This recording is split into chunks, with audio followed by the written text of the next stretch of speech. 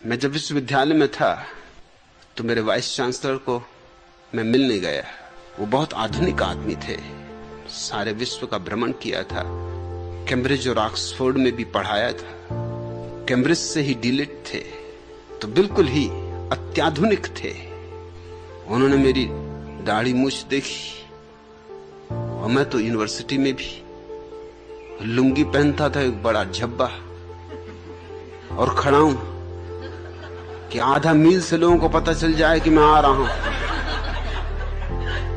तो लोग सावधान हो जाएं कि बाबा जी आ रहे हैं। जिनको डरना हो डर जाएं, जिनको भागना हो भाग जाएं, जिनको जो भी इंतजाम करना हो कर लें।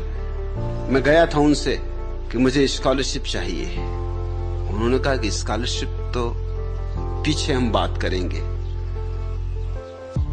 पहले मैं ये पूछना चाहता हूं कि तुमने बाल और दाढ़ी क्यों बढ़ाए। मेरे विभाग के जो अध्यक्ष थे, मेरे जो प्रोफेसर थे, मुझे बहुत प्रेम करते थे, जो मेरे साथ गए थे मेरी सिफारिश के लिए कि मुझे निश्चित ही स्कॉलरशिप मिलनी चाहिए।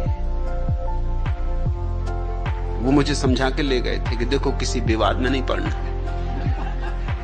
रास्ते भर मुझे समझाते रहे थे, देखो मैं तुमसे फिर कहता हूं। दरवाजे के बाहर भी उन्होंने मुझसे कहा, देखो मैं तुमसे फिर कहता हूं, बात विवाद नहीं करना, अपने को स्कॉलरशिप लेने से मतलब है, और स्कॉलरशिप तुम्हें मिल जाएगी। मैंने उनसे बात की है, वो राजी है, कोई अड़चन नहीं है। लेकिन तुमने अगर कोई बात विवाद खड़ा कर लिया तो मुश्किल खड़ी हो जाएगी। तुम जैसे मुझसे बात विवाद करते हो उनसे मत करना। मैं सुनता रहा। मैंने कहा कि जब उनसे नहीं करना तो तुमसे भी नहीं कर रहा हूं।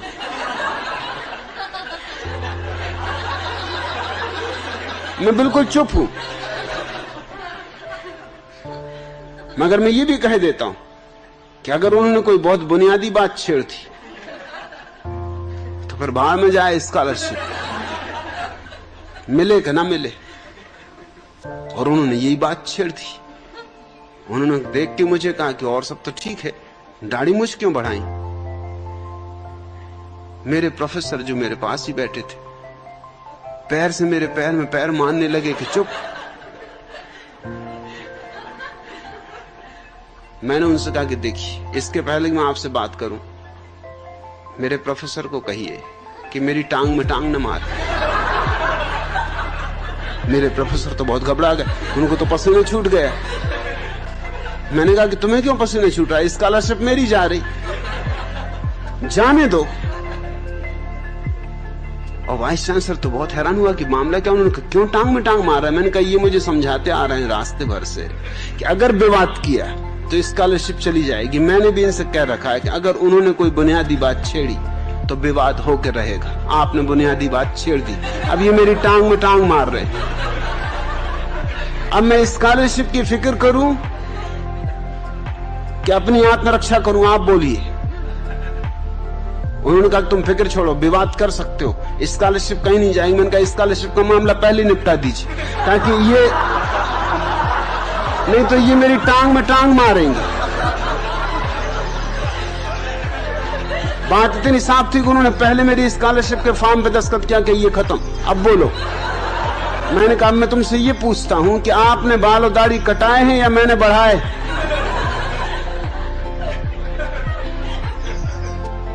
ये तो अपने आप बढ़े, आपने कटाए क्यों। उन्होंने कहा ये बात ठीक है कि कटाए तो मैं नहीं। उनका तुम मुझसे पूछ रहे हो उल्टे, उल्टा चोर कोतवाल को डांट। मैंने बढ़ाए नहीं, अब मैं क्या करूं, बढ़ गए। कटाए नहीं, ये बात जरूर है, क्योंकि मैं आज तक तय नहीं कर पाया कि कटाऊं कैसे। भगवान बढ़ा रहा है और मैं कटाऊं। अब कल तुम हमसे यही कहने लोग उंगलियां क्यों नहीं कटाई, कि टांग क्यों नहीं कटाई, तभी तो बड़ा मुश्किल हो जाएगा। हम क्या क्या कटाएं। तुमने क्यों कटाए। उन्होंने कहा कि मुझे थोड़ा सोचने का समय दो। कितना समय चाहिए। मैंने कहा स्कॉलरशिप का मामला तो खत्म हो चुका है, अब ये बात चलेगी, इसको मैं छोड़ने वाला नहीं हूं। मैं रोज आ जाया करूंगा, आप सोचें रोज मैं ठीक 11 बजे आपके दफ्तर पर दस्तक दिया करूंगा। दस्तक देने की वैसे भी जरूरत नहीं, मेरी खड़ा हूं करीब आधा मील से बस्ती।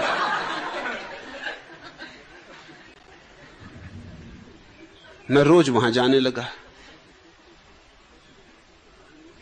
वो मुझे देखते ही से कहते कि भाई अभी नहीं सोच पाया। चौथे दिन मुझसे बोले कि तुम मुझे सोने दोगे कि नहीं। रात भर मैं करवटें बदलता हूं, सोचता हूं कि क्या जवाब देना है। कटाए तो मैं नहीं है, ये बात तो सच है, कसूर मेरा ही है, जो कुछ भी भूल चूक है मेरी, पूछा भी मैं नहीं। मैंने उनसे पूछा कि थोड़ा सोचो तो, अगर कोई स्त्री दाढ़ी मूछ बढ़ा ले तो उसको तुम क्या कहोगे? कहे उसको हम पागल कहेंगे। तो मैंने कहा कोई पुरुष दाढ़ी मूछ कटा ले उसको तुम क्या कहोगे? स्त्री बेचारी पागल, क्योंकि दाढ़ी मूछ बढ़ा ली। मैं उनसे पूछा कि अगर स्त्री दाढ़ी मूछ बढ़ा ले उससे कोई विवाह करेगा? उनका भाई मुश्किल है उससे कोई विवाह करे। आप विवाह करोगे? मैं तो कतई नहीं करूंगा, दाढ़ी मूछ वाली स्त्री से कौन विवाह करे? तो मैंने कहा कि और जिस स्त्री ने आपसे विवाह किया है उसे चुल्लू भर पानी में डूब के मर जाना चाहिए। उसने दाढ़ी मूछ रहित पुरुष से विवाह कर लिया। ये क्या अन्याय है, ये कैसा मापदंड है? दोहरे मापदंड चल रहे हैं। 5वें दिन उन्होंने मुझसे कहा मैं हाथ जोड़ता हूं, प्रश्न तो मुझे और भी पूछने थे मैं मतलब खड़ा हूं के संबंध में, और ये चोगा और ये लुंगी, मगर मैं कुछ नहीं पूछता भैया, मुझे पूछने नहीं प्रश्न, मैं हार गया, मैं अपना प्रश्न वापस लेता हूं। और अब मैं समझा कि तुम्हारा प्रोफेसर क्यों तुम्हारे पैर में टांग मार रहा था। अरे वो मेरी टांग में टांग मारता तो ठीक था, उसे मुझे सावधान करना था, तुम्हें क्या सावधान करना।